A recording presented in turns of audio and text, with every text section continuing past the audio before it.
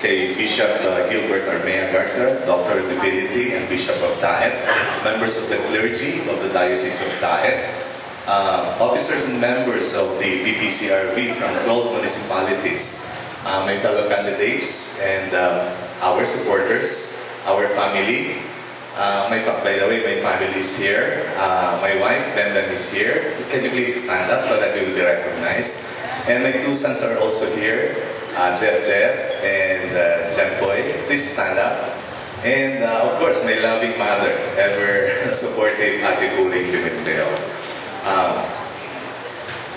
At the onset, I'd like to express my profound appreciation and gratitude for Ppcrv and the Diocese of Taet for coming up with such a very important and meaningful activity this afternoon. This is aimed at educating our voter at the level of, first at the pastoral council level, and probably as soon as you go back to your own respective parishes, you'll be able to echo or relate to your other members of your parishes the result of this particular activity. My greetings also goes to the members of the panel here in front. Ako po si Jonah Pimentel, panganay na anak ni Kuya Jess at ni Ate Puring Pimentel. Si Kuya Jess Pimentel po ay dating Vice Governor, dating Governor at dating Congressman ng Lalawigan ng Camarines Norte. Ako po ay married sa akin pong may bahay from Taet, si Benben Binida, Dames Binida Pimentel. By the way, yung aking mother-in-law nandito rin pala, si Mama Chit. And we are blessed with three sons. One is 18, 14, and the youngest is 6. I started my public service as a barangay captain. And then, during my stint as barangay captain, my incumbency as barangay captain, as I was elected as the president of the Municipal Federation of Liga ng mga Barangay. Being the president of the Liga in Pinsons back then in 1994, I represented the 19 barangay captains at the Sangguniang Bayan. Naging konsehal po ako. In 1997 and in 2002, I was re-elected as barangay captain. I was able to complete the 3-term limit sa punong barangay. And at the same time, I was also elected as the Provincial Federation President of the Liga ng mga Barangay sa Camarines Norte, representing the 282 barangay captains at the Sangguniang Panlalawigan. Ibig sabihin po, naging board member po ako from 97 to 2007. In 2007, after completing my 3-year term as barangay captain, totaling 13 years, I was elected as regular board member of the Sangguniang Panlalawigan, representing the people of the Bicol-speaking district, or District 2 as we call it. And because of the support of people from our constituents from 7 municipalities, I was top-notcher. I was the senior board member, or #1 board member, from 2007 to 2010. In 2010, I ran as Vice Governor of then Kuya Willie Balseoco, and I won by quite a large margin, modestly speaking, by quite a large margin over my nearest opponent. Tatlo po kasi kami nun. And all these achievements, I owe it to the people of Camarines Norte. I cannot brag about this because this is something that I don't own. This is something that was given to me by the people of Camarines Norte. And I feel indebted to them. Tinatanaw ko po ito, utang sa kanila na kinakailangan bayaran ng maayos na paglilingkod. Sa kabuuan, 11 na taong gulang na po ako sa paglilingkod sa ating pamahalaan at sa bayan. Siguro po sa lahat po ng kandidato ngayon, si Jonah Pimentel po ang may pinakamahaba ng panahon ng paglilingkod sa pamahalaan.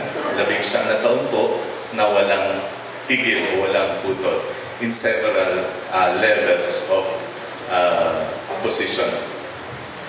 When I was also a barangay captain, I was also elected as the third highest ranking official of the Liga ng mga Barangay at the national level. I was the Secretary General of the Liga ng mga Barangay sa Pilipinas, and as such, I was able to introduce the province of Camarines Norte to the 42,000 strong barangay, Liga ng mga Barangay throughout the country, throughout the Philippines.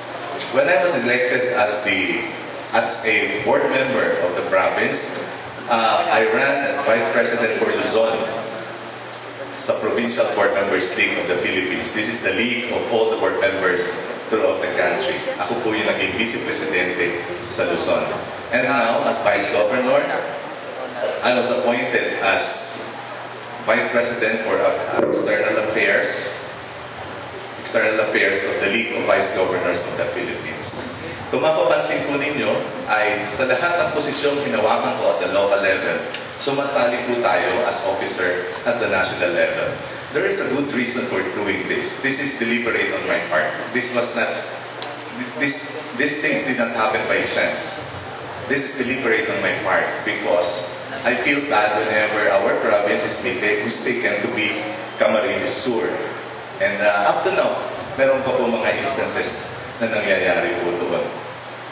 And so, in my humble way of trying to promote the province of Camarines Norte and let it be known to everybody that there is such province as Camarines Norte, I strive very hard to be a part of the key officers of every league that I represent. Incidentally also, when I was barangay captain and Secretary General of the Liga ng mga Barangay, I was sent to 2 international trainings and seminar workshop. One is in Sweden, and not a single centavo was spent by the government during my trip. The other one was in Bangkok, Thailand, and this is very important. This is about this particular seminar was sponsored by the International Labour Organization, and the topic during that workshop is how can government create jobs for the people? And the recommendation is that instead of trying to come up with projects which are heavily mechanized, ibig sabihin gumagamit po ng mga equipment, our recommendation during that time, I think that was in 2000, early part of the 2000, maybe 2002 or 3. Our recommendation is such that we hire people at the local level, the government in the implementation of its projects should hire people at the local level and implement projects which are, we call it labor intensive rather than equipment intensive.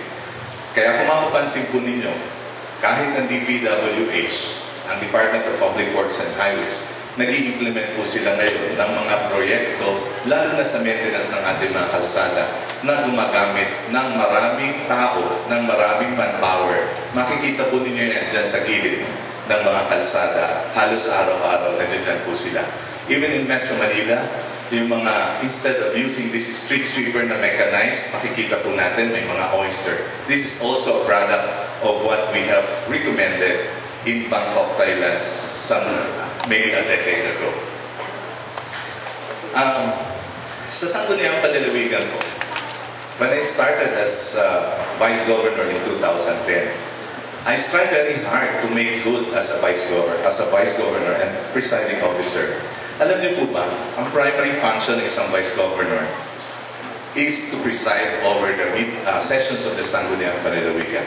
As of yesterday, hanggang kahapon po, we already had 128 regular sessions of the Sangguniang Palalawigan.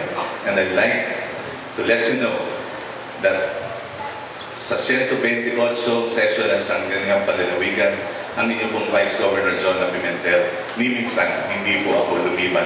Perfect attendance po ako sa lahat ng session ng Sangguniang Palalawigan. Sinadya ko rin po yan dahil yan po ang iniatang ninyong tungkulin sa akin nung ako po ay inyong inalala bilang Ppcrv ng lalawigan ng Camarines Norte. Nais ko rin pong banggitin, ako po ay katulong ni Governor Ega Italiano sa kanya pong pamamahala bilang gobernador ng ating lalawigan. 11 minutes po yan? Is it the first or the second? Anyway, gusto ko lang pong pagdating. Ang ating father, naging governor ko din po. But this is the first time that I have seen so many projects downloaded to the province of Camarines Norte nang nakikinabang po mga mamamayan ng lalawigan ng Camarines Norte. Kaya po, ako nakikipagtulungan kay Governor Ega Italiano sa napakarami niyang proyekto at programang ipinatutupad. Mga magulang, siguro sa question and answer, I will be able to expound on some issues regarding our stand on certain moral, political, and economic issues. Muli po, ito ang inyong Vice Governor, Jonah Pimentel. Maraming salamat po. Magandang hapon sa inyong lahat. Thank you very much po, Vice Governor. Okay, so gusto rin po namin pasalamatan yung presence po ng ating